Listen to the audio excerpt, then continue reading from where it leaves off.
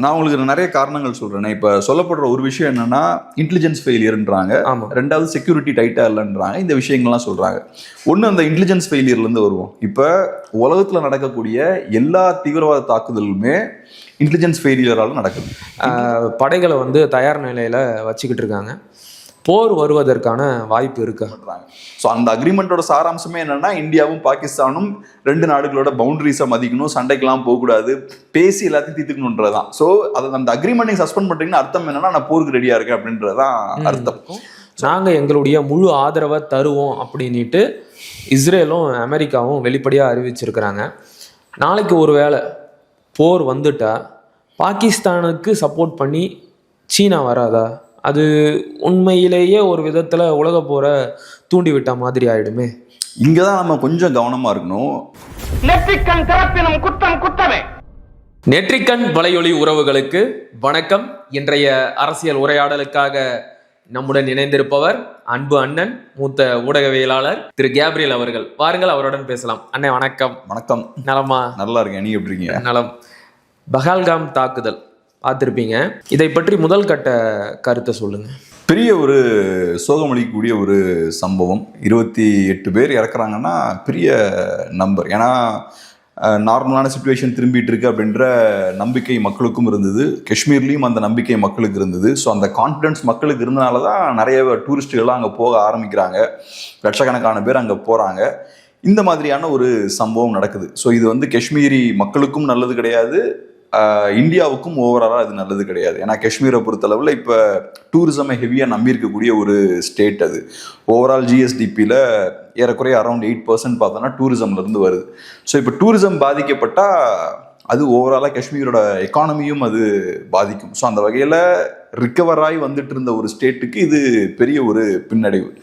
அதுபோக ஒரு தாக்குதல்னு எடுத்துக்கிட்டாலும் இது ரொம்ப யூனிக்கான ஒரு தாக்குதல். ட்ரெடிஷ்னலாக நம்ம லாஸ்ட் ஒரு 30 இயர்ஸ் பார்க்கும்போது பெரிய அளவில் தீவிரவாதிகள் டூரிஸ்ட்டுகளை அவங்க குறி வச்சது கிடையாது. அது காரணம் அவங்களுக்கு தெரியும், டூரிஸ்ட்டுகளை குறி வச்சு அது நமக்கு பேக் ஃபயர் ஆகும். ஏன்னா மக்கள் டூரிசமை சார்ந்திருக்காங்க. ஸோ அதை கை வைக்கக்கூடாது அப்படின்றனால அதை கை வைக்க மாட்டாங்க. பட் இந்த தடவை பார்த்தோம்னா அந்த ரூலெல்லாம் பிரேக் பண்ணி டூரிஸ்ட் செக்டரை அவங்க அடிக்கிறாங்க. முக்கியமான ஒரு டூரிஸ்ட் சென்டரை அவங்க டார்கெட் பண்ணுறாங்க, பெஹல்காமை டார்கெட் பண்ணுறாங்க. ஸோ அந்த வகையிலையும் இதுக்கு பெரிய முக்கியத்துவம் இருக்குது.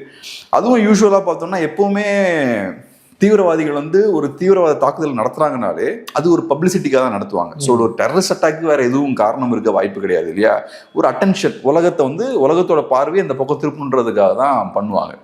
அந்த வகையில் முக்கியமான ஈவெண்ட் நடக்கும்போது இல்லைனா அந்த தாக்குதலையே கொஞ்சம் க்ளோரிஃபை பண்ணி காட்டுற மாதிரி இந்த மாதிரி விஷயங்கள்லாம் அவங்க பண்ணுவாங்க. ஹமாஸ் அங்கே இஸ்ரேல் அட்டாக் பண்ணும்போது வீடியோலாம் எடுத்து அதை பெருசாக காட்டினாங்க. அதே மாதிரி இப்போ பார்த்தோம்னா இங்கே ஜேடி வேன்ஸ் கரெக்டாக இங்கே வரும்போது யூஎஸ் வைஸ் பிரசிடென்ட் வரும்போது இந்த விஷயத்தை பண்ணுறாங்க. இதுக்கு முன்னாடியும் பில் கிளின்டன் வரும்போது அதுக்கு முந்தின நாள் கரெக்டாக டார்கெட் பண்ணாங்க. சீக்ஸ் அப்போ காஷ்மீரில் டார்கெட் பண்ணாங்க, சிட்டி சிங்பூரா மேசக்கரில். ஸோ அந்த வகையில் அது பார்த்தோம்னா அந்த விஷயமும் நடக்குது. ஸோ இதெல்லாம் கொஞ்சம் கீயான ஒரு பாயிண்ட்ஸ்ன்னு பார்க்குறேன். என்ன மோட்டிவ் இருக்குன்னு நினைக்கிறீங்க? ஏன்னா இது வரைக்கும் எதற்காக இந்த தாக்குதல் நடத்தப்பட்டது என்பது பற்றி ஒரு சரியான விளக்கங்கள் வந்த மாதிரி தெரியல. பொதுமக்கள் மேலே தாக்குதல் நடத்தப்பட்டு இருக்கு. என்ன மோட்டிவாக இருக்கும்? பல காரணங்கள் சொல்கிறாங்க. உங்களுடைய பார்வையில் எது சரியாக இருக்கும்னு நினைக்கிறீங்க? மோட்டிவ் நான் பார்க்குறது என்னென்னா, இந்தியன் கவர்மெண்ட்டோட கிளைம் என்னென்னா காஷ்மீரில் சிச்சுவேஷன் கரெக்டாக இருக்குது, நார்மல் ஆகிட்டு இருக்கு, ஒரு பிரச்சனையும் இல்லை அப்படின்ற விஷயத்த சொல்கிறாங்க. அதுக்கேற்ற மாதிரி மக்களும் இப்போ காஷ்மீருக்கு நிறைய பேர் போக ஆரம்பிக்கிறாங்க, டூரிசம்லாம் நார்மலாக நடந்துட்டு இருக்கு. ஸோ இப்போ உங்களோட மோட்டிவ் என்னென்னா காஷ்மீரில் சூழல் சரியா இல்லை அப்படின்ற விஷயத்த காட்ட முயற்சி பண்ணுறாங்க. அதே போல் இப்போ ஒரு டூரிசம் நீங்கள் டார்கெட் பண்ணும்போது நேச்சுரலாக காஷ்மீரோட எக்கானமியும் கொலாப்ஸ் ஆகும்னு அவங்களுக்கு தெரியும். ஸோ அதையும் அவங்க பண்ண முயற்சி பண்ணுறாங்களோ அப்படின்ற ஒரு கேள்வி இருக்குது. ஏன்னா இப்போ பாகிஸ்தானை பொறுத்தளவில் காஷ்மீரில் சிச்சுவேஷன் நார்மல் ஆகிறத அவங்க விரும்ப மாட்டாங்க. ஸோ ஓரளவுக்கு நார்மல்சியை நோக்கி போயிட்டு இருக்குன்னா அதை கொஞ்சம் டிஸ்டர்ப் பண்ணணும் அப்படின்னு யோசிப்பாங்க. ஸோ அந்த வகையில் ஓகே டூரிசம்லாம் அங்கே கரெக்டாக போயிட்டு இருக்கு, எல்லாம் பெட்டராக இருக்குது அப்படின்னா இல்லை அதை கொஞ்சம் அட்டாக் பண்ணுவோம், எக்கானமியை கொலாப்ஸ் பண்ணுவோம். ஏன்னா இப்போ ஒரு சொசைட்டி நல்லா செழிப்பாக இருக்கும்போது நேச்சுரலாக மக்கள் ஆயுதத்தை கையில் இருந்த மாட்டாங்க, சண்டைக்கு போக மாட்டாங்க, குடும்பத்தை பார்ப்போம், சந்தோஷமாக இருப்போம்னா யோசிப்பாங்க. ஸோ இப்போ பொருளாதார வீழ்ச்சி இந்த மாதிரி விஷயங்கள்லாம் வரும்போது தான் அந்த தீவிரவாதத்துக்கு ஏற்ற மாதிரியான ஒரு சூழல் அங்கே கிரியேட் ஆகும். அதை கிரியேட் பண்ணுறதுக்கும் முயற்சி பண்ணுறாங்க அப்படின்ற மாதிரி நம்ம பார்க்கலாம். அது போக குளோபலாகவும் சர்வதேச கம்யூனிட்டிக்கும் ஒரு சிக்னல் கொடுக்குறாங்க. காஷ்மீரில் வந்து சிச்சுவேஷன் சரியில்லை அப்படின்ற ஒரு விஷயத்த பண்ண முயற்சி பண்ணுறாங்க. காஷ்மீரை பொறுத்தளவில் பாகிஸ்தானோட ஸ்டாண்ட் என்னன்னா அந்த பகுதி எங்களோடது அப்படின்றது தான் அவங்களோட ஸ்டாண்டாக இருக்குது. தொடர்ச்சியாக அவங்க இந்தியாவுக்கிட்ட வைக்கக்கூடிய கோரிக்கையும் என்னன்னா நம்ம பேச்சுவார்த்தைகளை முன்ன போல நடத்தணும் அப்படின்ற விஷயத்த சொல்லிக்கிட்டே வராங்க. இந்தியா காஷ்மீரை மதிக்கல, பாகிஸ்தானை மதிக்கல. அது காரணம் என்னன்னா நமக்கு பேசுறதுக்கு ஒன்றும் கிடையாது, அது எங்க பகுதி அப்படின்றதுல இந்தியா வந்து ஸ்ட்ராங்கா இருக்காங்க. ஸோ இப்போ இந்த மாதிரியான விஷயங்கள்லாம் நடக்கும்போது திரும்பவும் அந்த அஜெண்டாவையும் கொண்டு வருவாங்க. நம்ம பழையபடி பேச்சுவார்த்தை தான் நடத்தணும். ஸோ இப்போ டிஸ்பியூட் இருக்கு அப்படின்ற ஒரு என்வாரன்மெண்ட்டை கிரியேட் பண்ணணும் அப்படின்றதும் பாகிஸ்தானோட மோட்டிவ். இப்போ கூட பார்க்கும்போது அவங்களோட டிஃபென்ஸ் மினிஸ்டர்லாம் அதை தான் பேசுறாரு, நம்ம உட்கார்ந்து பேசணும் அப்படின்ற இடத்துக்கு திரும்ப திரும்ப வந்துட்டு இருக்காங்க. ஸோ இதெல்லாம் செய்யறதுக்காக மேபி அவங்க இந்த விஷயத்த கையில் எடுக்கிறாங்க அப்படின்னு பார்க்கலாம். இப்போ இந்த தாக்குதலை நடத்தியது யார் என்ற கேள்விக்கு தாக்குதல் நடந்த அன்னைக்கே பதில் கிடைச்சிருச்சு. லஷ்கர்-இ-தொய்பாவோட நிழல் அமைப்பான ரெசிஸ்டன்ட் ஃப்ரண்ட் தான் இந்த தாக்குதலை நடத்தினாங்க அப்படின்னு சொல்கிறாங்க. ஆனால் நேற்று மாலை லஷ்கர்-இ-தொய்பாவோட முக்கிய தலைவர் சைஃபுல்லா கசூரி இந்த தாக்குதலுக்கும் எங்களுக்கும் எந்த சம்பந்தமும் இல்லை, இதை நாங்கள் வன்மையாக கண்டிக்கிறோம், தாக்குதலையே நாங்கள் வன்மையாக கண்டிக்கிறோம், இது இந்தியா நடத்துகிற நாடகம் அப்படின்னு சொல்கிறாரு. ஏன் இந்த குழப்பம்? இல்லை யாரோ திட்டமிட்டு இப்படி ஒரு பொய் பரப்புரையை உருவாக்கி விடுறாங்களா? இல்லை, இது டெஃபினட்டாக பாகிஸ்தான் பேக்ட் அட்டாக் தான், அதெல்லாம் எந்த சந்தேகமும் இல்லை. தாக்குதல் நடத்தினவங்களில் பெரும்பான்மையானவர்கள் பாகிஸ்தானியர்கள் தான். மேபி 1-2 பேர் காஷ்மீரிஸாகவும் இருக்கலாம். அவங்களோட அடையாளங்கள்லாம் கன்ஃபார்ம் ஆயிடுச்சான்னு எனக்கு தெரியல. மேபி 1-2 பேர் காஷ்மீரிஸாகவும் இருக்கலாம். யூஸ்வலாக என்ன நடக்கும்னா நிறைய பாகிஸ்தான்லேருந்து நிறைய தீவிரவாதிகள் இப்படி உள்ள இன்ஃபில்ட்ரேட் ஆகுறது. இப்போ அரௌண்ட் ஒரு 60க்கும் மேற்பட்ட தீவிரவாதிகள் உள்ள இன்ஃபில்ட்ரேட் ஆகிருக்காங்கன்றாங்க. அதுக்கப்புறம் அவங்க என்ன பண்ணுவாங்கன்னா நிறைய இடங்கள்ல ஆயுதங்கள்லாம் பதுக்கி வைப்பாங்க. அப்புறம் லோக்கல் இருக்கக்கூடிய ஆட்களை ரெக்ரூட் பண்ணுவாங்க.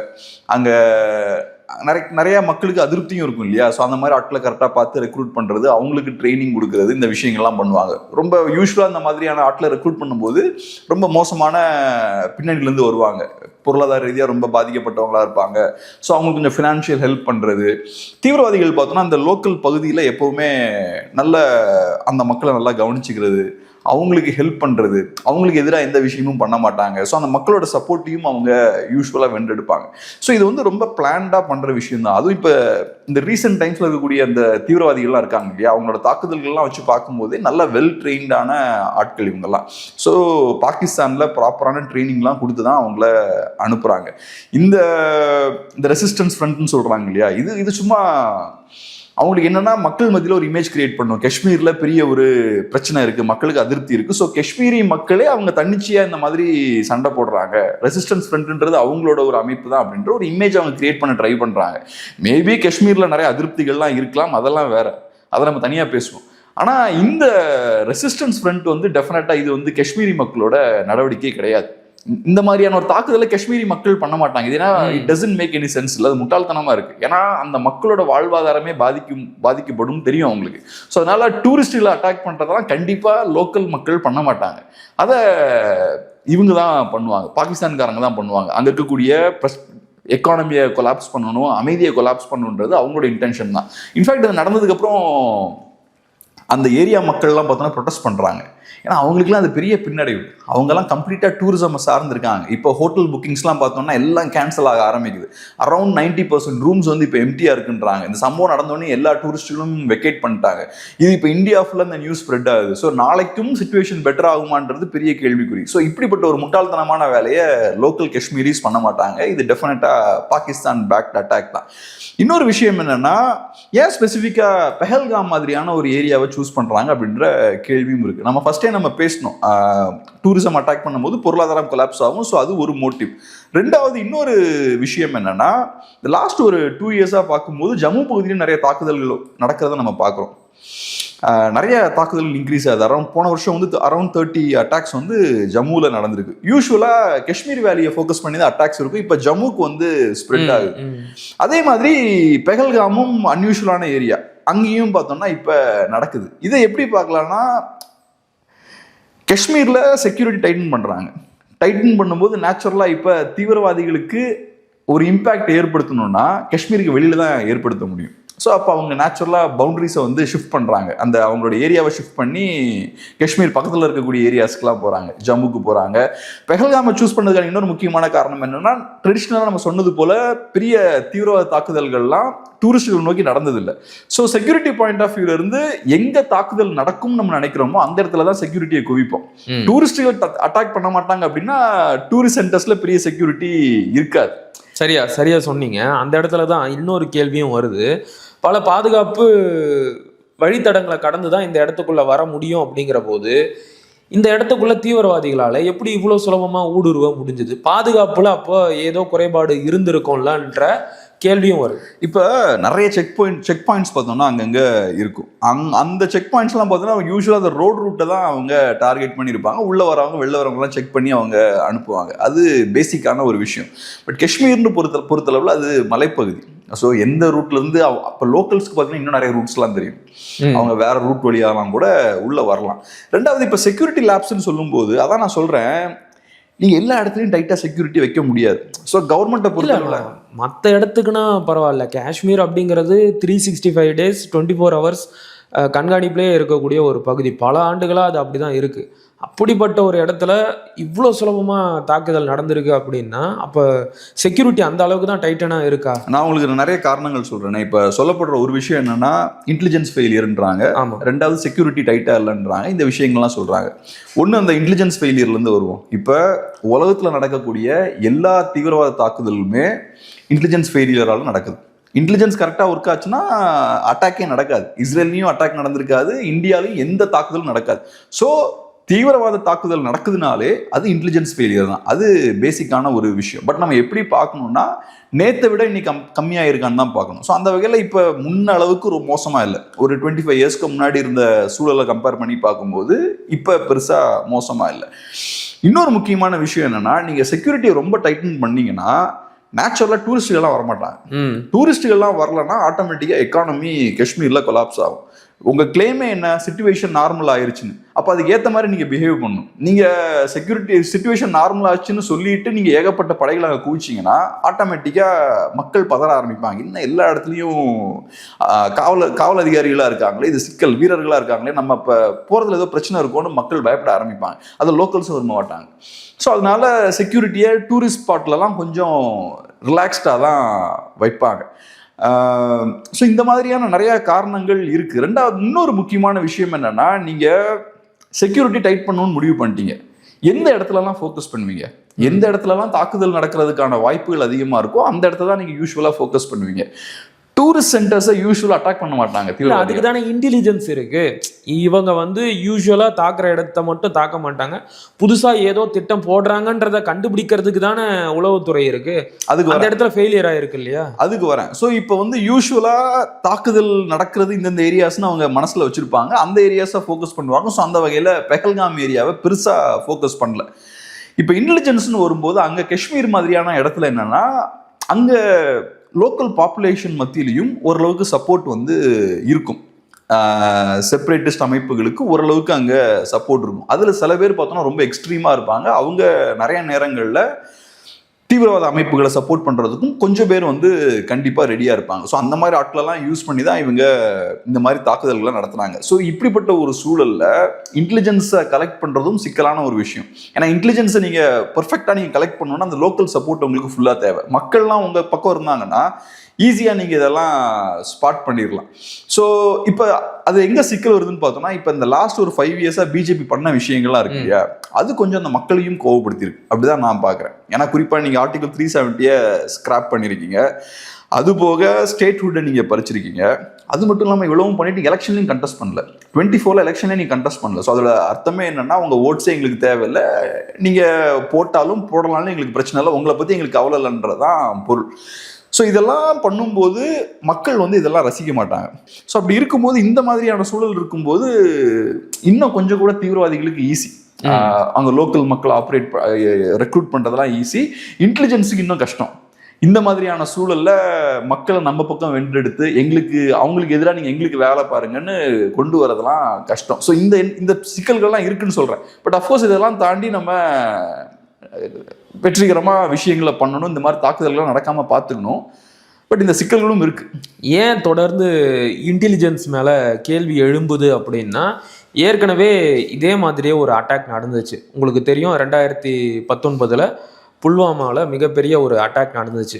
அந்த அட்டாக் நடந்த பிறகு சில விஷயங்கள் வந்து வெளியாச்சு.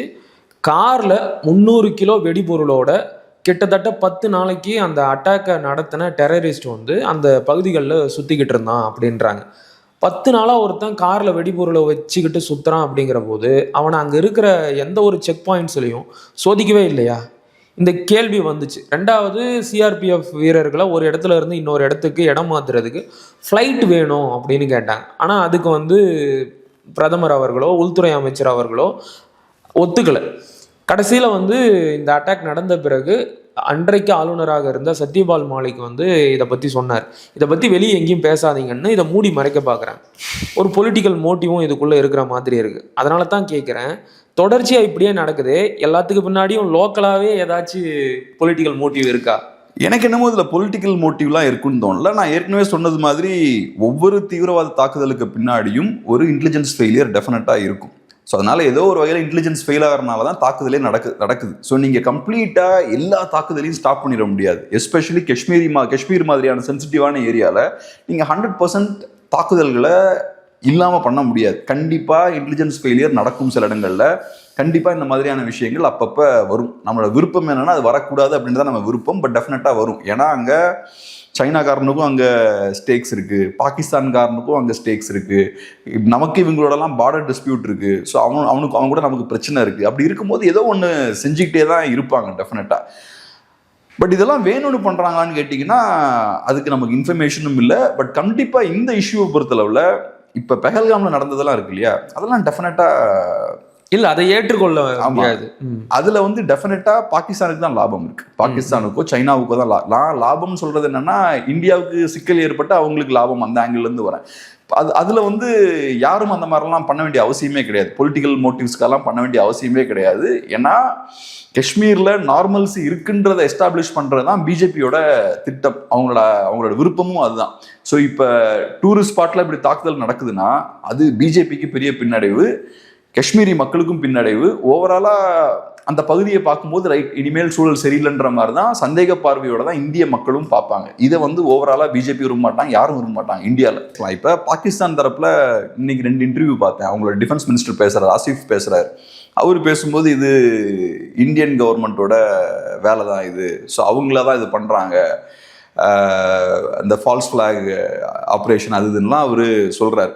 அப்புறம் அந்த நியூஸ் ஆங்கர் ஸ்பெசிஃபிக்காக அவரை ஃபோர்ஸ் பண்ணி கேட்குறாங்க, என்ன ஆதாரம் உங்ககிட்ட இருக்குன்னு கேட்குறாங்க. அதுக்கு அவரால் எந்த ஆதாரமும் கொடுக்க முடியல. ஸோ ஒரு ஆதாரமும் அவரால் கொடுக்க முடியல. பட் இதை ரெகுலராக அவர் சொல்லிக்கிட்டே இருக்கார்.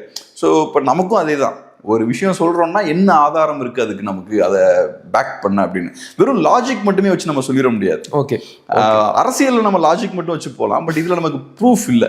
நாட்டோட பாதுகாப்பு சம்பந்தப்பட்ட ரொம்ப சென்சிட்டிவான ஒரு விஷயமும் கூட, 28 பேர் இறந்துருக்காங்க. அதனால கரெக்டான எவிடன்ஸ் தான் நம்ம பேசலாம், இல்லைன்னா கொஞ்சம் கேர்ஃபுல்லாக இருக்கிறது பெட்டர். சரி, இப்போ போருக்கான ஆயத்தங்கள் நடந்துக்கிட்டு இருக்கு.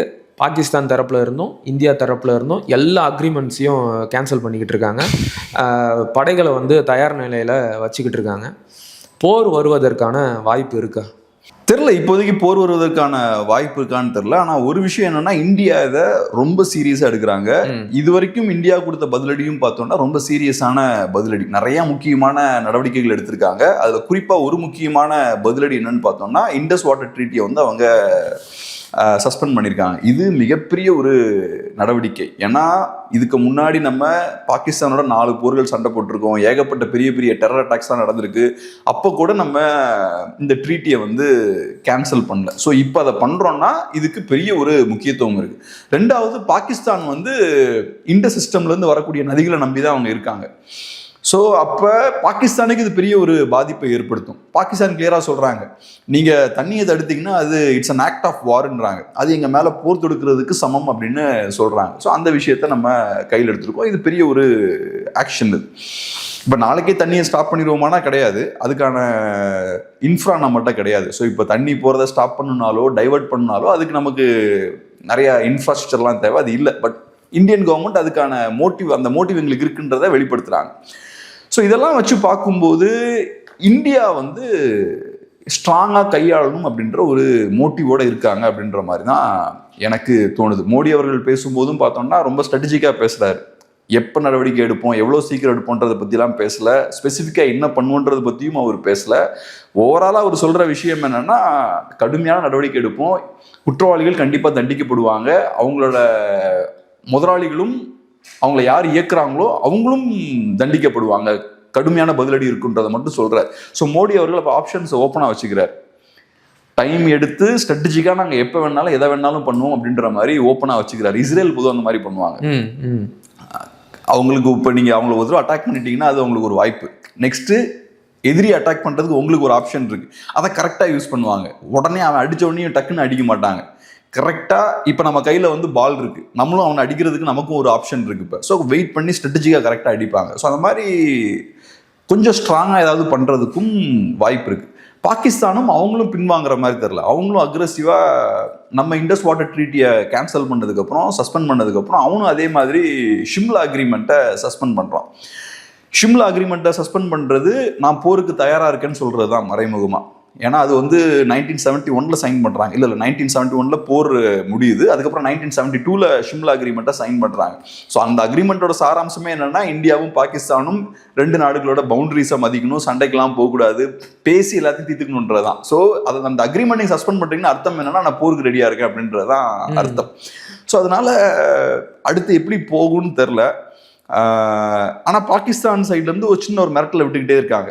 இது ஒன்று, ஷிம்லா அக்ரிமெண்ட்டை சஸ்பெண்ட் பண்ணது ஒன்று. ரெண்டாவது, ரொம்ப போச்சுன்னா 2 பேருமே நியூக்ளியர் பவர்ஸ் நம்ம, ஸோ அதனால இது ஒரு நியூக்ளியர் வாராக மாறுறதுக்கு வாய்ப்பு இருக்குன்ற மாதிரிலாம் அவங்களோட டிஃபென்ஸ் மினிஸ்டர் பேசுகிறார். ஸோ இதை வந்து என்னன்னா, சும்மா நாங்கள் அக்ரெசிவாக இருப்போம், நாங்கள் பின்வாங்க மாட்டோன்றதை காட்டுறதுக்காக சும்மா லைட்டாக ஒரு பிளாக்மெயில் டாக்டிக்ஸ் தான் அது. எவ்வளோ தூரம் போவாங்கன்றதை வெயிட் பண்ணி பார்ப்போம்.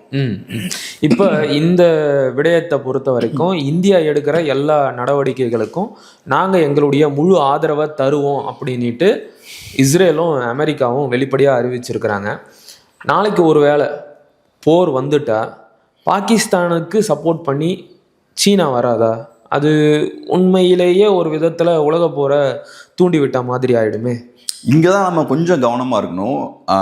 இன்னைக்கு காலையில் நான் சொன்னது போல் பாகிஸ்தான் டிஃபென்ஸ் மினிஸ்டரோட இன்டர்வியூ பார்த்தேன், அசீஃபோட இன்டர்வியூ பார்த்தேன்.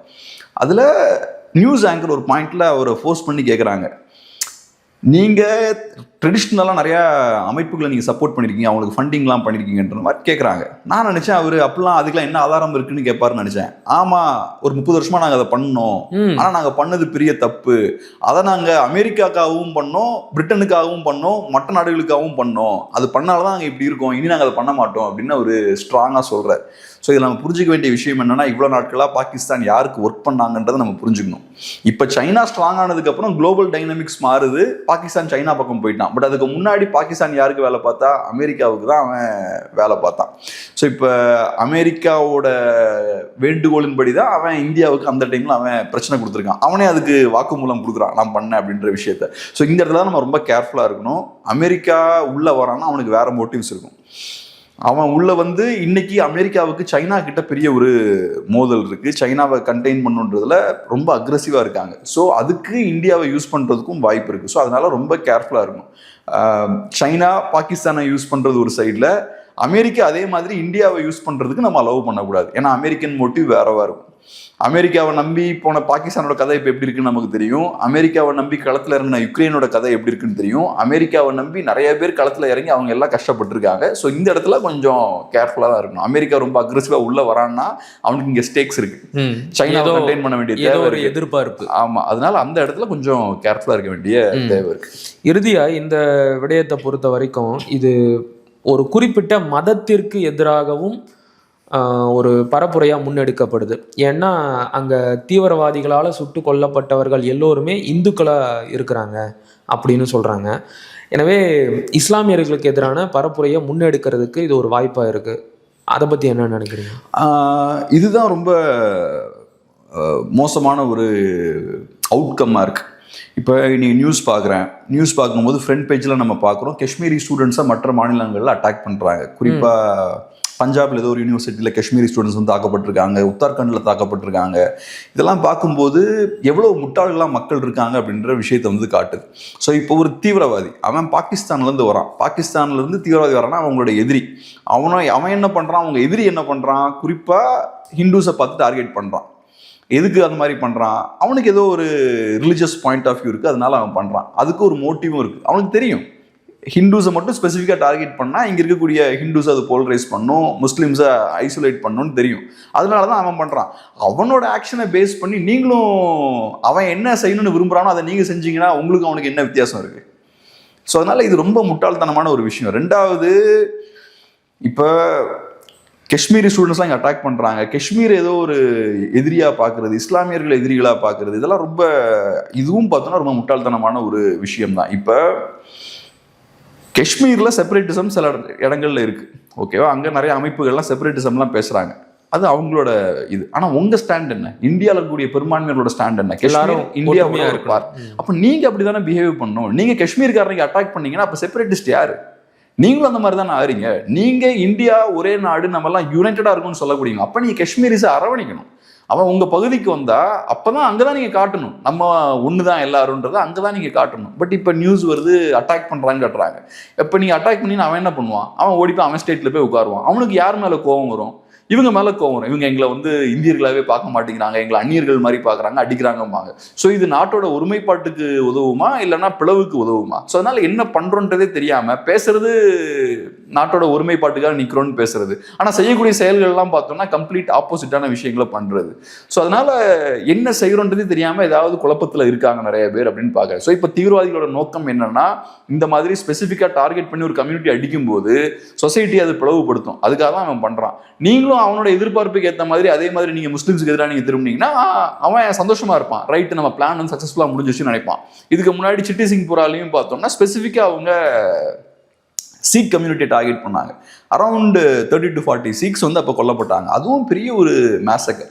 அதுக்கப்புறம் இன்னைக்கு வரைக்கும் பார்த்தோம்னா அங்கே இருக்கக்கூடிய மெஜாரிட்டி முஸ்லிம்ஸுக்கும் சீக்ஸுக்கும் இடையே ஒரு பிளவு கிரியேட் ஆயிருச்சு. அவங்களால இன்னமும் அந்த ரெண்டு கம்யூனிட்டிஸும் மிங்கிள் ஆக முடியல.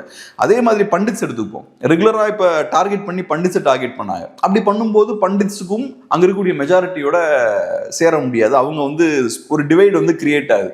இதுதான் அவங்க எதிரிக்கு வேணும், அந்த சொசைட்டியை பிளவுபடுத்தணுன்றதான அவனோட எய்ம். ஸோ அதை கம்ஃபர்டபுளாக அவங்க பண்ணிட்டு இருக்காங்க. இதுதான் ரொம்ப ஆபத்தான விஷயம்.